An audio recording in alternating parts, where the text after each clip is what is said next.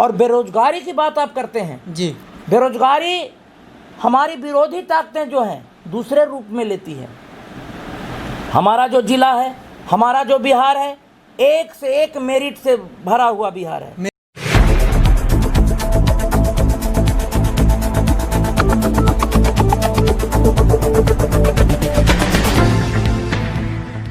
नमस्कार, मैं अमित चौरसिया और आप देख रहे हैं नालंदा दस्तक।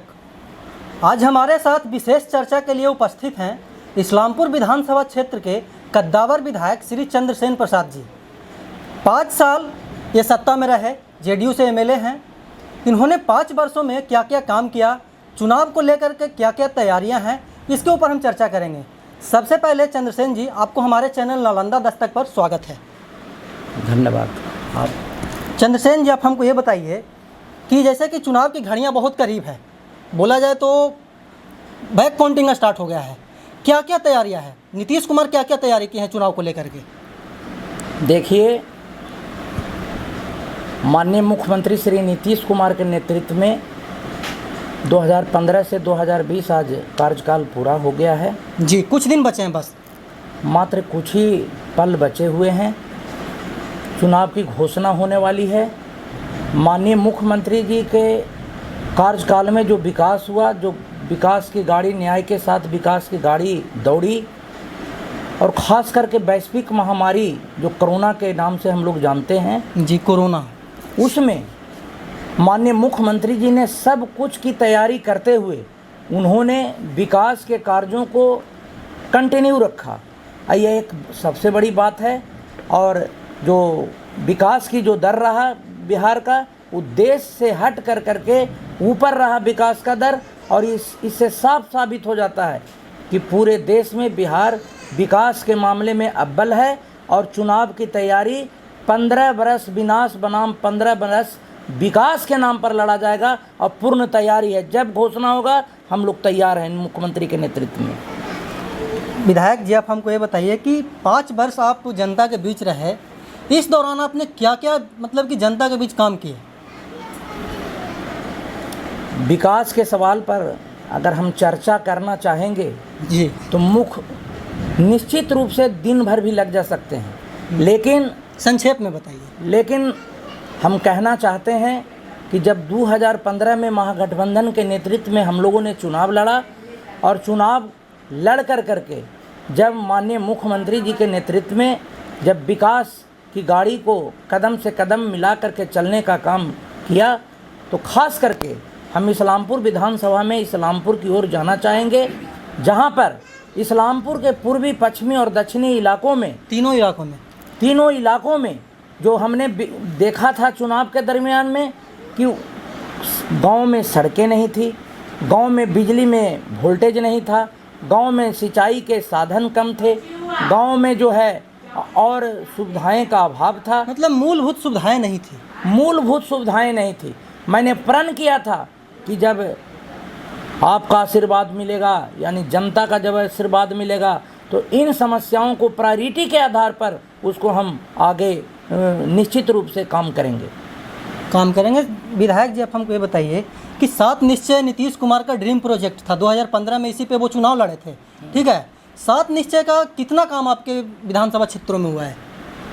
देखिए, जब महागठबंधन के नेतृत्व में सरकार बनी और मुख्यमंत्री ने निश्चय कर लिया कि पहले जो है टंकी का पानी पीते थे कोई बड़ा लोग जी, नाली बनता था बाबू से बाबू तक, शौचालय बड़े लोगों के पास था, लेकिन सब मिला कर करके माननीय मुख्यमंत्री जी ने 7 निश्चय का उन्होंने ये जो बनाया, सिस्टम बनाया।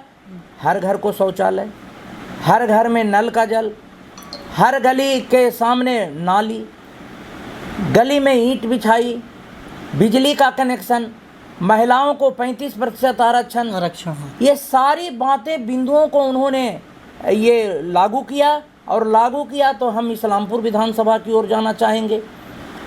पेयजल के सवाल पर 2020 चुनाव के घोषित होते होते कोई ऐसा वार्ड नहीं बचेगा जिसमें नल का जल का पानी, लोगों को पीने का पानी नहीं मिलेगा। और 2020 के अंतिम तक जो नाली है बनना, जो गली में ईंट बिछाई है, लगभग सभी जगहों पर पूरा हो जाएगा।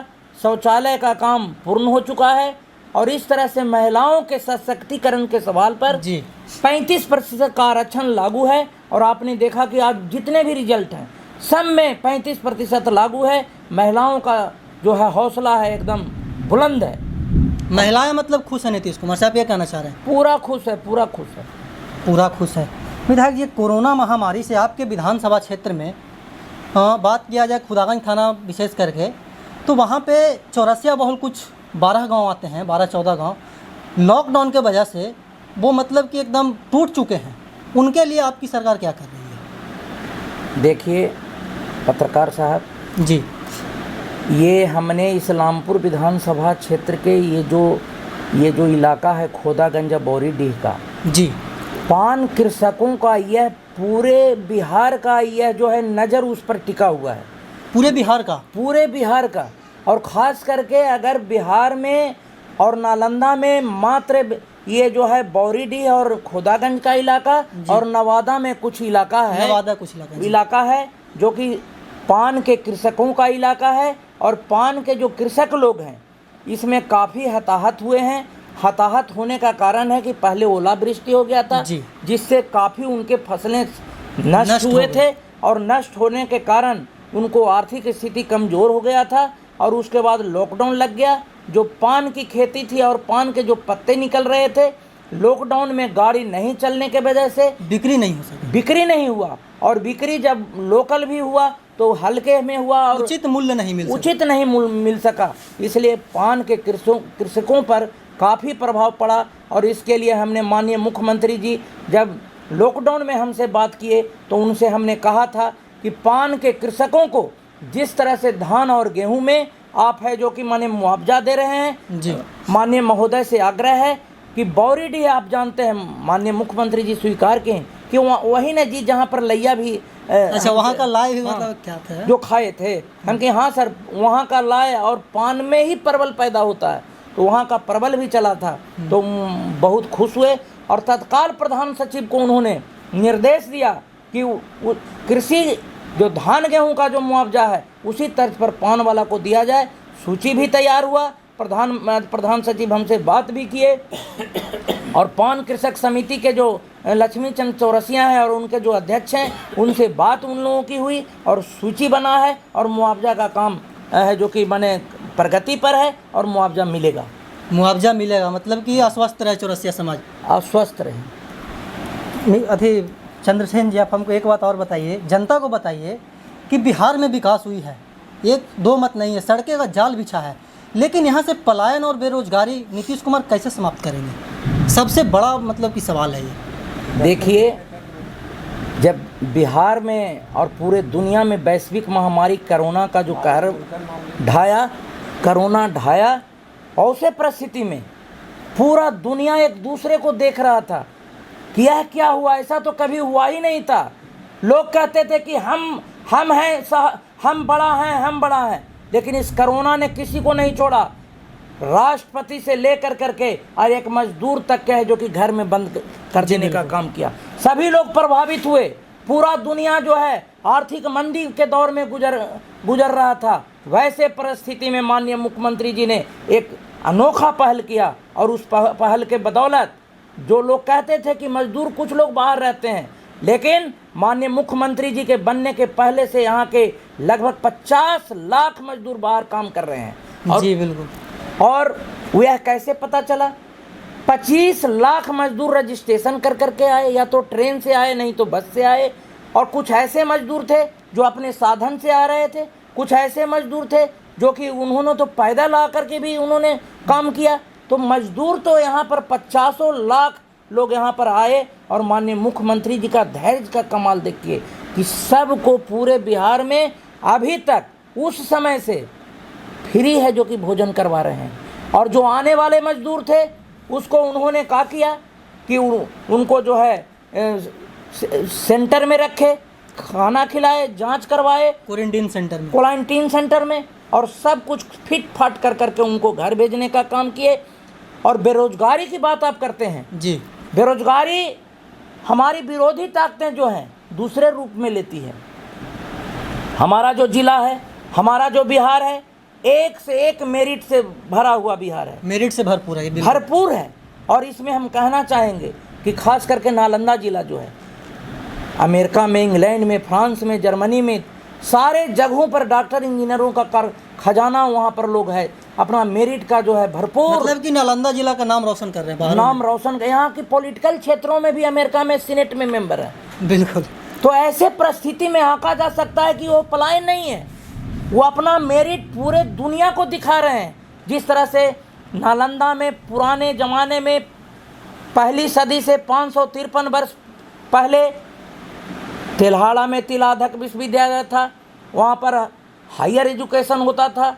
नालंदा में मध्यम एजुकेशन था, जो वहाँ पर नष्ट कर दिया गया था, उसको पुनः जीवित करने का काम किया गया। और तेल्हाड़ा में हम माननीय मुख्यमंत्री जी से मांग किए हैं कि खोदाई के उपरांत जो अवशेष मिलेगा उसके बाद पुष्टि हो जाएगा कि यहाँ पर तिलाधक विश्वविद्यालय था। और वहाँ पर माननीय मुख्यमंत्री जी ने, वहाँ के शिक्षा मंत्री जी ने आश्वस्त किया है कि ऐसा स्पष्ट हो जाने के बाद नालंदा विश्वविद्यालय के तर्ज पर वो प्रधानमंत्री और राष्ट्रपति से मांग करेंगे कि यहाँ भी एक विश्वविद्यालय की स्थापना, तिलाधक विश्वविद्यालय की स्थापना की जाए तेल्हाड़ा में।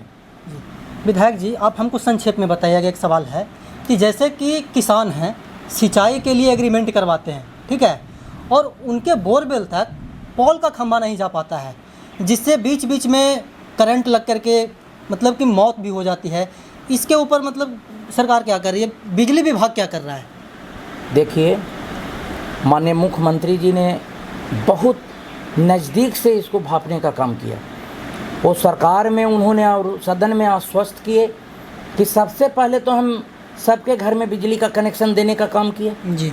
और अब उन्होंने कहा कि हम किसानों को हर खेत के ट्यूबवेल पर, बोरिंग पर पोल गाड़ के, ट्रांसफार्मर गाड़ के बिजली देने का काम करेंगे। और उन्होंने एक सिस्टम बनाया और उसका उन्होंने पूरे बिहार में, और ये काम चल रहा है, प्रायोरिटी के आधार पर, संसाधन के आधार पर चयन कर करके और काम चल रहा है। खेतों तक मतलब पोल बिछाने का काम चल रहा है।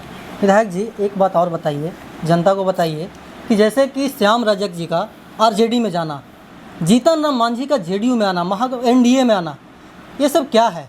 मतलब कि चुनाव का किस नज़र से आप देखते हैं इसको? देखिए, ये तो चूँकि हम लोग जो काम करते हैं माननीय मुख्यमंत्री श्री नीतीश कुमार के नेतृत्व में काम करते हैं। जी बिल्कुल। और इसमें हम लोग ऊपर ज़्यादा झांकते उगते नहीं हैं। उनका जो निर्देश आ जाता है वही हम लोग पालन करते हैं, जो करते हैं वही सही मानते हैं। जो जाते हैं या आते हैं उनसे हमको कोई लेना देना नहीं है। आप मतलब कि पार्टी को कोई नुकसान नहीं, उसको श्याम रजक जी चले गए, ना, इसमें हम माननीय मुख्यमंत्री जी को जो निर्णय है वही हमारे लिए जो है, जो वो बोलेंगे वो हमको स्वीकार है। संकल्प है, जो वो बोलेंगे वो आपको स्वीकार है, वही स्वीकार है। चंद्रसेन जी, जैसा कि तेजस्वी प्रसाद यादव जी बार बार कटाक्ष करते हैं कि बिहार अति पिछड़ा राज्य है, इस बार का चुनाव आप किन किन मुद्दों पे लड़ेंगे विपक्षी पार्टियों से? देखिए, पिछला बार हम लोगों ने मिल करके चुनाव लड़ने का काम किया था, बिल्कुल, लेकिन उस समय माननीय मुख्यमंत्री 2005 के पहले जो जंगल राज था बिहार में, उसका पूरा श्रेय लालू एंड राबड़ी कंपनी को जाता था। Lalu and Rabri company. और वैसे परिस्थिति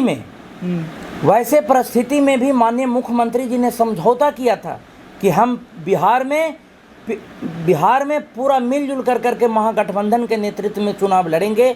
और जो पिछला बात है उसमें उन्हें भूल करके ऐसा काम किया था।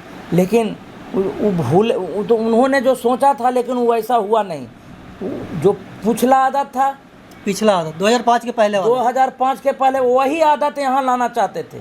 2015 में एक परिवार संपत्ति अपना काम, मुख्यमंत्री जी बराबर कहते रहे कि जनता के लिए काम कीजिए, जनता ने आपको वोट दिया है, जनता के लिए करिए, हम लोग को आपको जो है जनता के बीच में काम करने के लिए कहा गया है। लेकिन वो कुछ नहीं सुने। अंत में माननीय मुख्यमंत्री जी ने अपना निर्णय बदल लिया और 17 वर्ष पुराना जो उनका गठबंधन पीछे पड़ा हुआ था, और उसको उन्होंने फिर कायम कर लिया बिहार में। और आज अमन चैन है, अमन चैन की गंगा, विकास की गंगा बढ़ रही है, विकास की गंगा बढ़ रही है, न्याय के साथ विकास हो रहा है।